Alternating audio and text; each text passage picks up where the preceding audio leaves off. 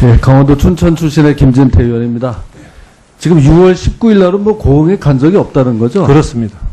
그날이 지금 금요일인데, 그러면 서울 고검장이 하루 휴가를 내고 그 고향까지 가서 뭐 그런 사실이 없다는 거죠? 전혀 그런 사실이 금방 확인할 수도 있는 거 아닙니까? 금방 바로 확인할 수 있습니다. 네, 그걸 좀 확인을 좀 해주시고요. 예, 저는 우리 저 후보자께서는 2010년에 춘천지검장 하셨죠? 그렇습니다. 네. 그때 우리 또 춘천 지역에서도 뵌 일이 있는데 여기 이렇게 후보자로 뵈니까 더 좀 감회가 새롭습니다. 일단 축하드립니다. 감사합니다. 춘천에 있을 때 뭐 어떤 좀 소회는 어땠습니까? 강원도에서는 제가 세 번째 살거나 근무를 했기 때문에 속초지청장 한번 속초지청장하고 또 어렸을 때 강원도에서 한 1년 정도 산 적이 있습니다. 네. 하천에서 산 적이 있어서 네. 아주 고향과 같은 그런 포근한 느낌으로 근무를 하고 온 기억이 납니다. 다행입니다. 자, 이제 후보자께서 장관이 되신다고 하면 제일 역점 사업이 뭡니까?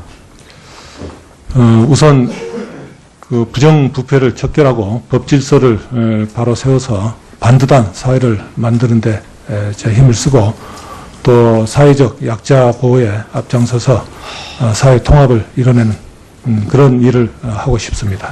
예, 좋습니다. 법질서 확립하고 사회적 약자 보호 이렇게 말씀하셨는데요. 제가 좀 예상했던 답을 말씀을 하신 겁니다. 법질서 정말 좀 확립해야 된다고 생각하시죠? 그렇습니다. 너무 지금 법이 이 권위가 좀 떨어져 있죠? 그런 경향이 있습니다. 그런 경향이 있죠. 법을 어겨도 뭐 안 잡혀가죠? 예. 무슨 이 뭐 불법 시위를 해가지고 경찰차를 그냥 때려 부수고 경찰관 두들겨 패는 게 마치 무슨 큰 자랑인 것처럼 하는 이런 분위기 이거 어떻게 생각합니까? 하루빨리 우리 사회의 법질서와 또 공공의 안녕이 확립되어야 된다고 생각을 합니다. 정말 이렇게 아주 걱정되는 상황이다 이런 생각을 하고요. 전에는 파출소에서 술에 취해가지고 경찰관들을 구타하고 이런 일들이 있었는데 이제는 백주 대낮에 불법 시위를 하는 사람들이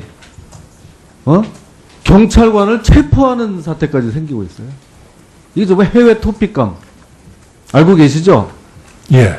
이런 거 좀 강력히 좀 대처를 해주세요. 인정하겠습니다.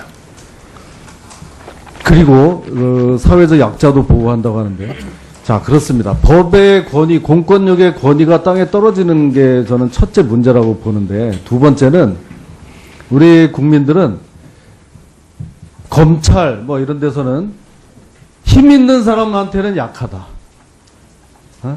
이 서민들한테는 참 문턱 높고 무서운 검찰청이고 한데 힘 있는 사람들한테는 약하더라. 이게 더 큰 문제예요. 다 같이 약하면 그냥 차라리 또 좀 나은데 어떤 데는 세고 어떤 데는 약하고 이건 더 문제겠죠. 이렇게 된다면. 예. 우리 권은희 의원에 대해서 위증 같은 거로 지금 고발 사건이 있는데 1년이 다 되도록 처리를 안 하고 있어요. 이런 건 어떻게 이해해야 됩니까? 검찰에서 법과 원칙에 따라서 통상적으로 고발 사건을 처리할 것으로 보이는데 예. 제가 만약에 법무부 장관에 임명이 된다면은 그 과정을 보고를 받아보고 어떤 검토를 하도록 하겠습니다. 그렇게 좀 해주세요. 지금 이 임기제 선출직 아닙니까? 19대 국회 임기 1년도 채 안 남았는데 아직 소환조사조차 안 하고 있으면은 무서워하겠습니까? 법을? 이미 대법원 기소가 된다 하더라도 대법원까지 가는데 임기 다 지나가는 거예요. 특히 꼭 특정인을 얘기를 해서 좀 미안하긴 하지만 처음 이 사건이 생겼을 때부터 저는 이거 아주 명백한 위증이다. 바로 좀 조사해라. 그랬더니 아직 그 대법원 판결이 확정되지 않아서 상대방 누군지 아시잖아요. 김용판 씨. 조금 어려움이 있습니다. 하더니 이제 확정이 됐거든요. 아시잖아요. 이제 더 이상 시간 끌 이유가 뭐예요? 제가 바로 좀 해야 되겠죠. 네, 장관에 임명이 된다면은 그 경위와 진행 상황 등을 보고를 받아서 적절한 조치를 그렇게 하세요. 취하도록 하겠습니다. 결과에 따라서 뭐 공방이 있는 건 그런데 아예 미뤄가지고 판단 자체를 안 하는 거는 이거는 정말 변명의 여지가 없다고 봅니다. 자, 그 다음에 우리 요번에 그 지난번 성완종 리스트 사건 때 거기에 나온 사람들도 열심히 수사 잘했지만 수사를 했지만 노건평 씨에 대한 부분이 나왔습니다. 예? 저는 이거 상당한 좀 수사 성과를 거뒀다고 봅니다. 근데 공소시효가 지났다고 결정을 내리는 바람에 야당으로부터는 그럼 공소시효 지날 거를 뭐하러 조사를 해서 망신 주기를 하냐 이제 또 이렇게 되는 거예요. 근데 제가 봤을 때는 공소시효가 그렇게 지나지가 않았어요. 공소시효 노건평 씨가 어떤 일을 했고 돈을 어떤 식으로 언제까지 받았는지를 조사를 해봐야 공소시효가 지났는지 안 지났는지를 알 수 있는 상황이었죠. 그렇다고 알고 있습니다. 그렇죠. 예. 돈을 그 특사를 해주고 나서도 계속 나중에 받으면은 공소시효가 살아있을 수도 있는 거 아닙니까? 맞죠? 그 부분에 대해서는 제가 정확히 알지를 못하고 있습니다. 그래서 공사대금을 5억을 얹혀줘서 27억이던 공사대금을 32억을 받은 거는 2009년 말까지 받은 거예요. 그렇게 보면은 공소시효가 지금 내년 2016년 말까지 남아있다 이런 얘기예요. 그런 걸 조사 잘 해놓고 이게 전직 대통령의 형이니까 부담스러워서 그런 거예요? 그렇게 어정쩡한 결정을 하니까 어느 쪽으로부터도 좋은 소리를 못 듣는 겁니다. 한번 답변해 보세요.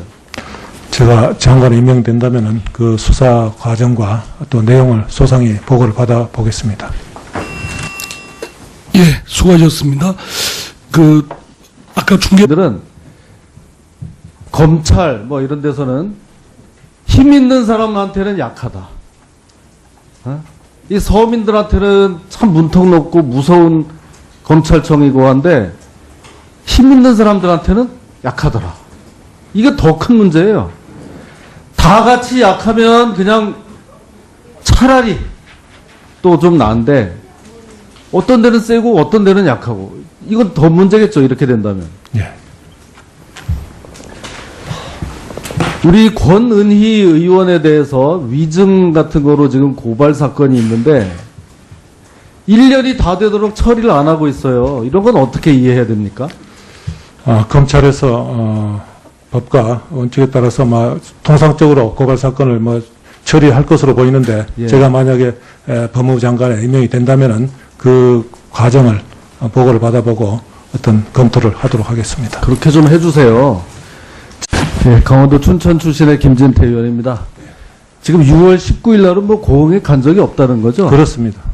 그날이 지금 금요일인데 그러면 서울 고검장이 하루 휴가를 내고 그 고향까지 가서 그런 사실이 없다는 거죠? 전혀 그런 사실이 금방 확인할 수도 있는 거 아닙니까? 금방 바로 확인할 수 있습니다. 네, 그걸 좀 확인을 좀 해주시고요.